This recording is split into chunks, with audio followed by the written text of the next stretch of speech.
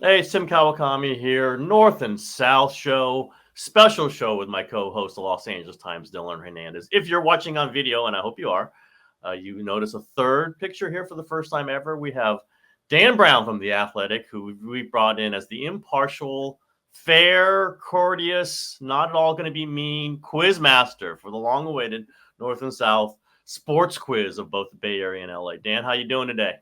Good. We'll see about fair and impartial. Yeah, you know what? Be mean if you want to a little bit. If it's to Dylan, I think Dylan might deserve it. Dylan, Did, what's did going he on pay this you morning? off? Yeah, a lot of money's been exchanged. Believe me, as much money as Who told you? a large I don't. amount I of don't. dollars. I feel this thing's rigged against me, man. This Hey, man, doesn't play. This plays to my weak. This would be like me challenging you to like a drinking contest. Yeah, it's true. Like you place your weakness, knowledge of sports. That's your weakness. Maybe next week's North South. Yeah. You know what? This really plays my weakness of speaking on a podcast. You're really taking advantage of that. All right, let's see. You might surprise us all, Dylan. Like you come in with a low expectations, and you might just soar above them. You're creating this false sense of this Dylan, like, oh, I'm just Dylan Hernandez, and you're going to just. Dan is just going all soccer questions here. Yeah, they're allowed. They're certainly allowed. We'll see what he comes up with. We'll see what version. But first, let's talk a little bit about some news going around the Bay Area sports, just real briefly. It's May, so of course it's NFL season, Dylan. It's NFL talk, contract stuff. I don't know. What do you got in LA? It's brewing contractually. Matthew Stafford seems to want more of his money guaranteed. He's going into the second year of his 4-year deal. After this, he's got 2 years left, most of which is not guaranteed.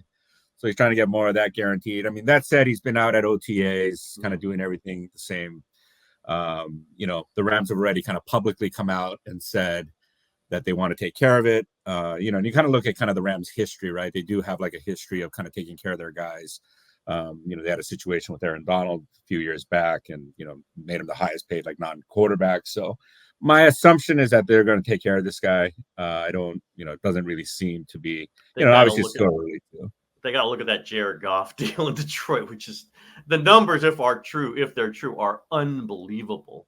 Because I don't know who the Lions were bidding against, but the Rams get rid of him, get Stafford, win a Super Bowl, and now is Goff making $50 million? I mean, again, these numbers are so fraudulent sometimes, but you look back on it, he might be making $50 million a year.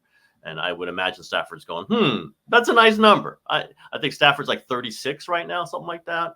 I could see him saying, I could give me $100 million guarantee for the next 2 years, something like that. And I don't remember the Rams getting in a problematic situation in the contract. I think the 49ers have been close. So I imagine that will get done. If he's at OTAs, it's likely that's going to be done. You know who is not at OTAs, however, is Christian McCaffrey. Yeah. A little bit of surprise. He was Mr. OTA last year, which was first offseason with 49ers. Deebo Samuel shows up for OTAs. Nick Bosa shows up for OTAs. Two guys, Nick Bosa almost never does. He's working on his own. Deebo's been off and on. Brandon Ayuk is not there because he's got a contractual situation. And then Christian McCaffrey has 2 years left, not there. That was notable. Certainly got the sense that it was financially related, and I think it's more and more clear. He's at the top of the running back situation, but and we know running backs are devalued in this league and they don't make a lot of money, but I can see this one guy saying, how much of your offense is built on me? Like I'm going to make half of Deebo Samuel. Is that even if I'm the top of the running back plateau?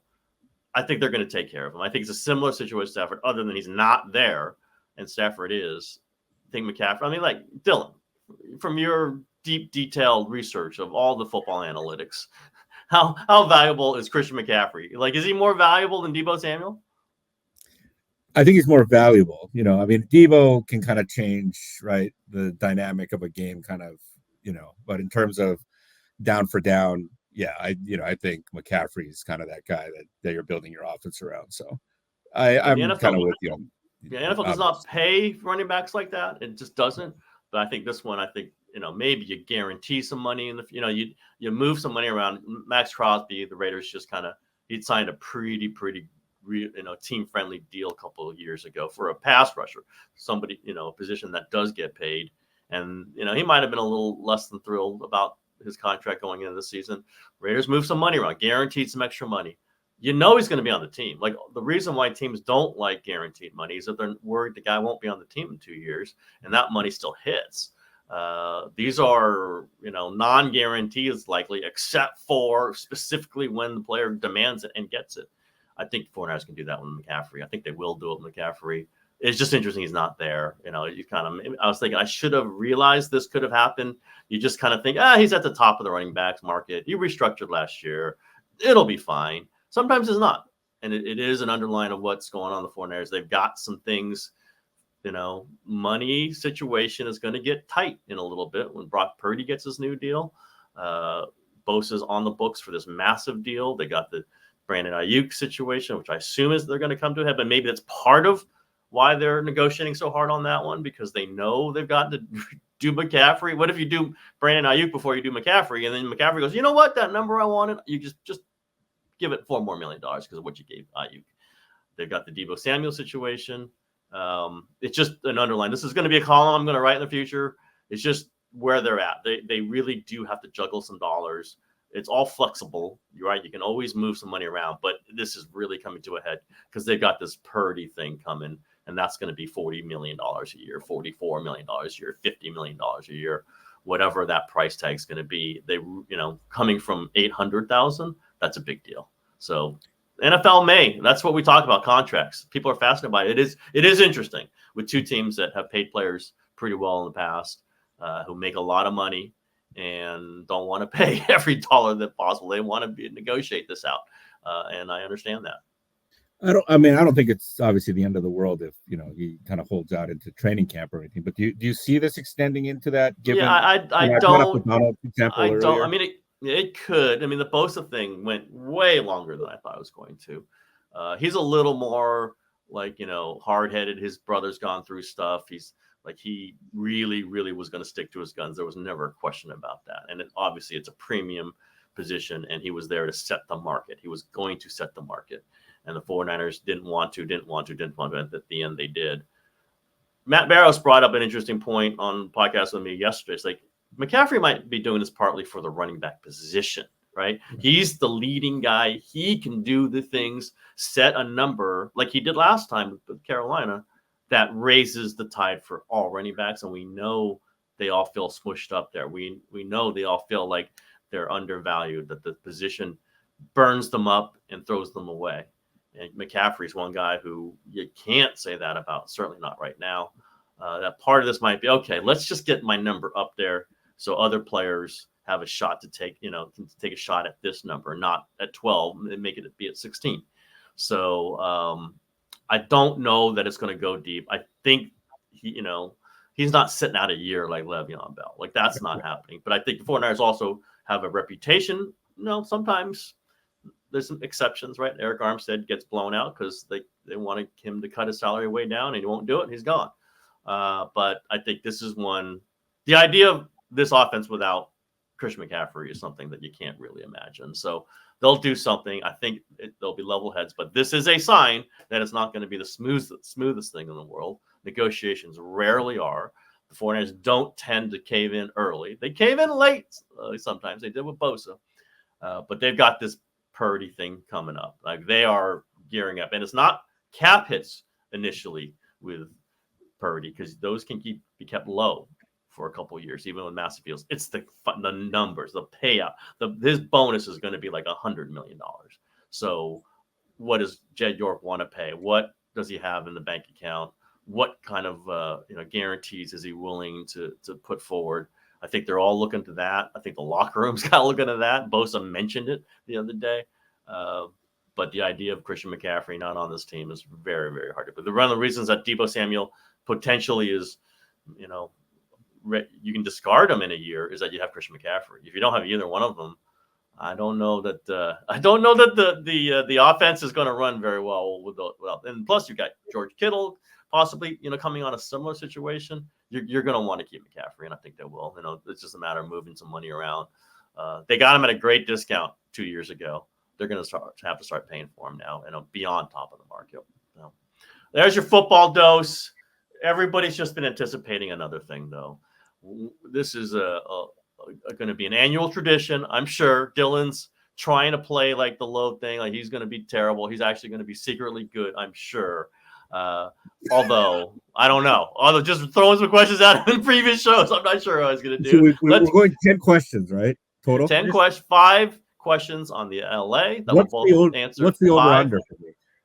Well, Dan Brown, let's bring you in here. Let's bring Dan Brown in here. Your show. Let's let the quizmaster handle the proceedings here.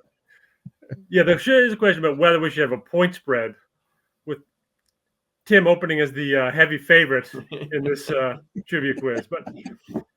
And there's no 5 quiz. This is more of a free-flowing thing here. But we're going to keep track. Most of these questions have a north and a south element. I'm going to ask them all the time. Wow. You will answer both. Ready? No Googling, Dylan. Yeah, I can see your. I have our. Okay, good. Right. Yep. So obviously, this is a test of your north-south sports knowledge, and let's just do this first one as a trial balloon. All right. Baseball. Okay.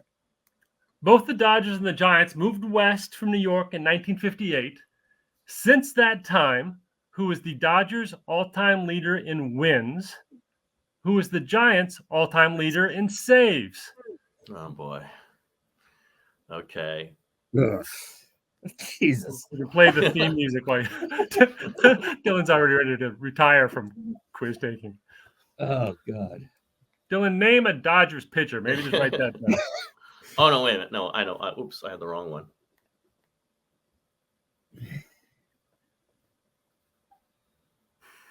Giants leader in saves. Right. The Dodgers leader in pitching victories.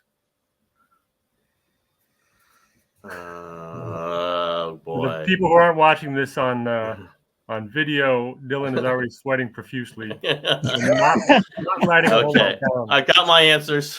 Okay, I don't feel good about this one, but all right. Well, let's ready? Flip them over. Okay. Flip it over. If you can read that. Let's see. Tim has answered with Don Sutton and Rob Nen. Sutton and Rod Beck. My goodness, you guys are good. Tim got both correct. Don Sutton is the all-time leader he has 233. Kershaw's the next closest at 210. The all-time leader in saves, Tim answered Rob Nen, which is correct. Dylan, you answered with Rod Beck, who was second. Very good, Dylan. Wow, okay. Wow. 2 points for Tim, 1 for Dylan.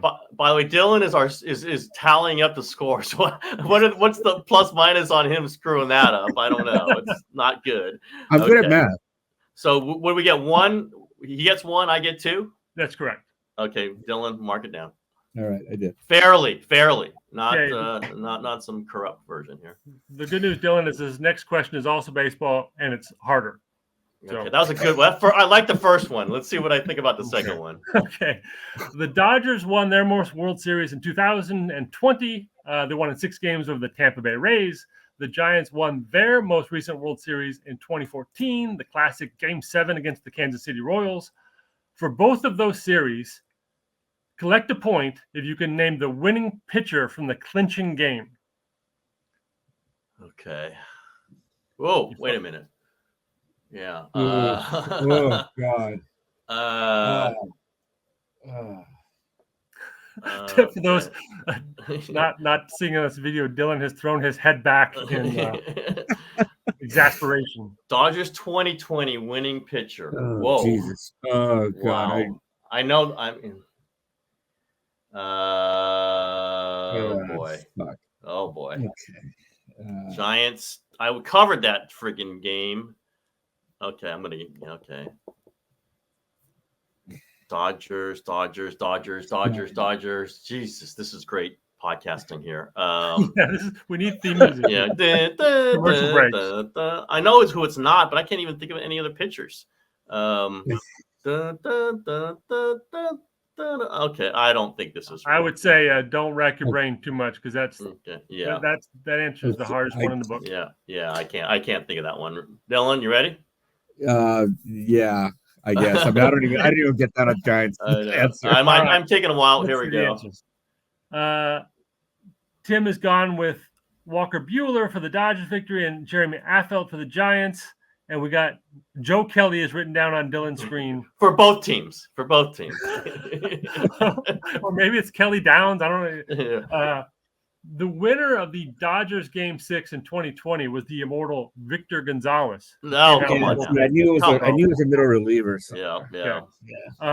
Jeremy Affeldt is correct for the Giants. Woo, woo, Wow. woo. So we have a point for TK and a That's a tough one because you would think Bumgarner, but then I remembered I guess I can like memorize the box score and it didn't have W in front of his name, it had S. He had a save, right? They gave him I think a 5-inning save, and Affeldt won the game with like incredible 1 2/3 or something. Now you're just showing off. That's me. That's what I did. Yeah. Joe Kelly. Good news. We're moving on to an MLS question. All right. This is Okay, I a think I know the It'd be answer. really bad if you get Dylan. Do you mark that one down, please? Did you mark it down? I did. I got it. Okay, I got it. Okay. The MLS MVP trophy is named after a player who won multiple MLS Cups in Northern California with the San Jose Earthquakes and multiple MLS Cups in Southern California with the Los Angeles Galaxy. Name that player. I actually know this one. Dylan, you know this We one? were talking about this last week, I think. Yeah, that's okay. Tim, Tim, I had no knowledge of your MLS. Knowledge. that one, anything else, but that's okay. It's the luck of the draw. Let's flip this one You over ready? and get it out of the way. Landon Donovan. It's Woo! yes, and yes. I just happen to know that one because I know a little bit about like I like MVP stuff. I kind of know. I just kind of try to know MVPs. Not all MVP stuff, but some MVP stuff. All right. Speaking of stuff you know, Oscar De La Hoya, boxing question. My understanding is you both are Oscar De La Hoya. Tim's book available on Amazon.com Yes. now. Golden Boy: The Fame, Money, and Mystery of Oscar De La Hoya. Excellent. Let's do trivia on the book. Let's do Tim trivia on writing. Tim wrote it, and maybe Dylan read it, and maybe this is an easy question. The Golden Boy nickname comes in part from the 1992 Summer Olympics in Barcelona, where De La Hoya represented the United States. What is the name of the boxer De La Hoya defeated to win the gold medal in 1992? God, this is embarrassing. Oh my God. Check the book. Dylan wrote down fast. Yeah, this is going to be terrible because he's read the book more recently than I have. I think it is. Here's my. Actually, I really hope I'm not wrong. No, Dylan Hernandez, Marco Rudolph. That's Dylan is correct. He gets the point from the guy who wrote the book.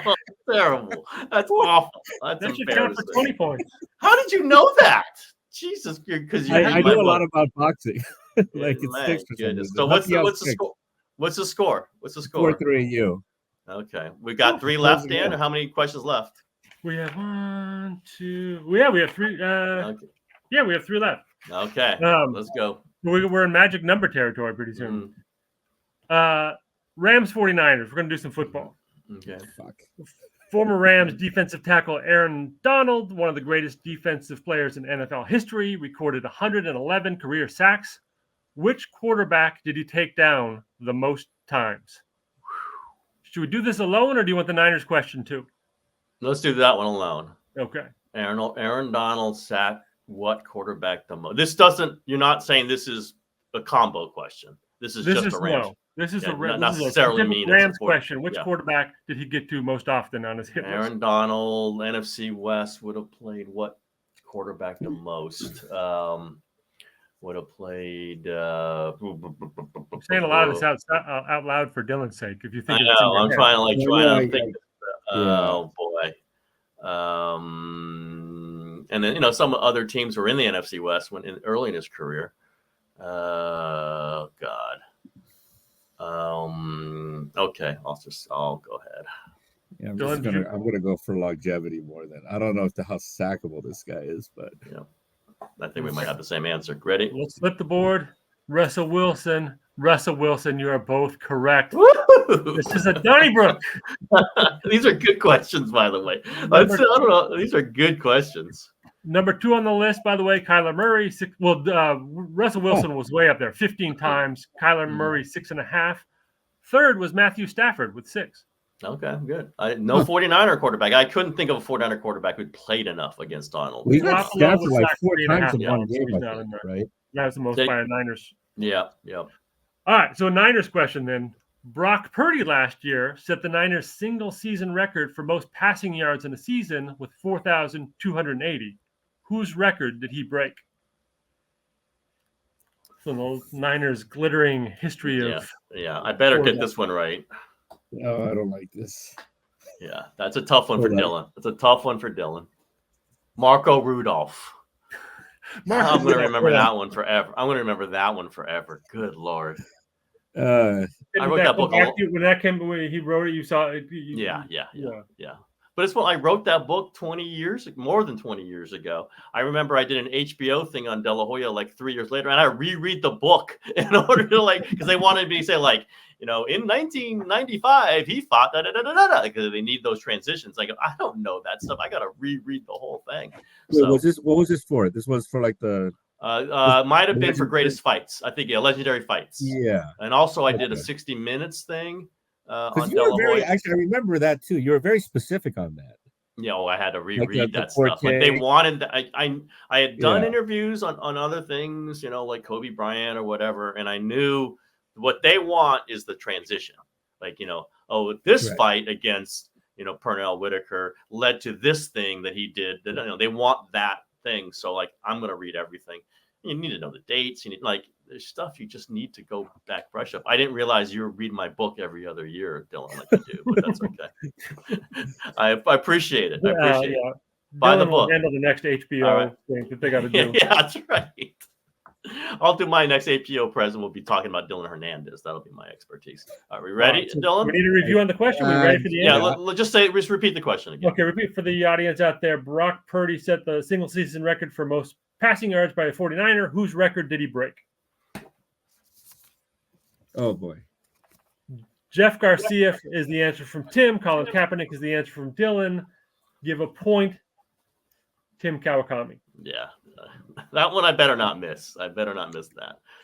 Kaepernick's not a terrible answer, but I think Steve Young is third, I would guess. Steve Young is third. And fourth. Jimmy is fifth. And then some guy named Montana is a little further down the list. That guy's terrible. I feel a little better about that. I was going to go Young if I wasn't going to go Kaepernick. Yeah, Young is. I wasn't sure. It's just it's eras. It's past well, that's eras. what I mean. Well, I forgot Garcia existed. Yeah. Is it a 2-point spread? It is 2. I think I'm dormy in golf. I got to lose the next 2 in order for Dylan to tie me. I think. Okay. Well, we're going to throw in one more. We're going to throw in one more question then. Okay, we'll get to 11. We'll Excellent. do this one quickly because this is more of like a how in touch are you with your news in the North and the South is a football question. Within the last month or so, we've lost 2 of the all-time NFL greats, one from the Rams and one from the 49ers. Name the Rams player who died on April 20th, who is best known for winning the NFL MVP award in 1969. Oh. Name the 49ers cornerback who died on May 8th, who was a member of the 1970s All-Decade Team and inducted into the NFL Hall of Fame in 1994. Dylan's already waving his white flag. I'm not even trying. The Rams one, I don't know. Rams who? Say what year was the MVP? 1969. What in the hell? Wait. I might know this. Dylan. Or maybe you just heard of 1969. Maybe that was just. Yeah, that did it. Dylan remembers all that stuff. All right, 15 years old. I'm not even. Wait. Yeah. Oh. Dylan, can you want to read that for the audience? Yeah. Roman Gabriel and Jimmy Johnson. Yeah. Sorry, Dylan. You gave it a good run. I gave it a good run. Well, it went better than I thought it was going to. Yeah. So. You got any more? You fire off a few questions. Yeah. Let's see what you got. Yeah. Okay. Yeah. I got one more here, but I'm curious. Like Tim is the only one you've missed. And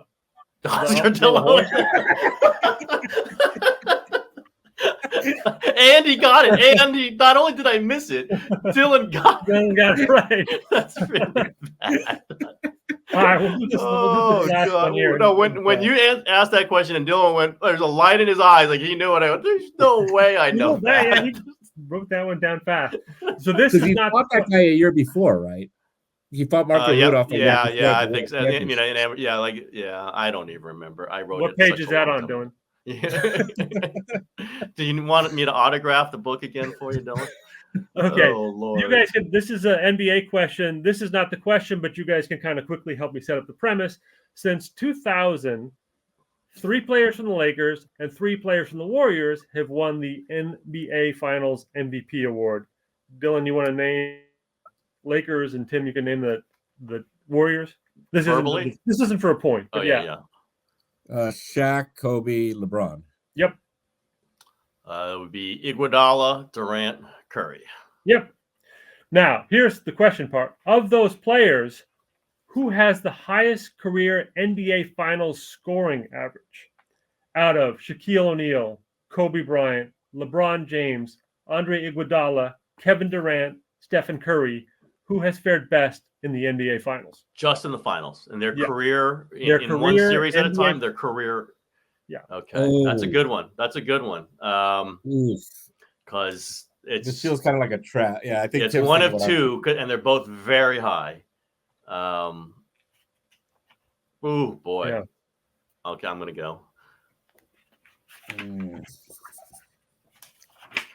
Go with Iguodala. Go off the board. Wait, hold Go on. No. go Paul Gasol. Just go off the board, Dylan. I'm trying to. Yeah. Okay. All right, we're ready to reveal the answer. Highest and LeBron James and You're crossed off everything. And Durant. The answer That's got to be Marco Rudolph. Yeah. The answer, Dylan finishes strong. The answer is, in fact, Kevin Durant. 30.3 career scoring average in the NBA Finals, followed by Shaq, followed by LeBron James. Wow. Yes, I was gonna go Shaq, and then it hit me with the Miami. But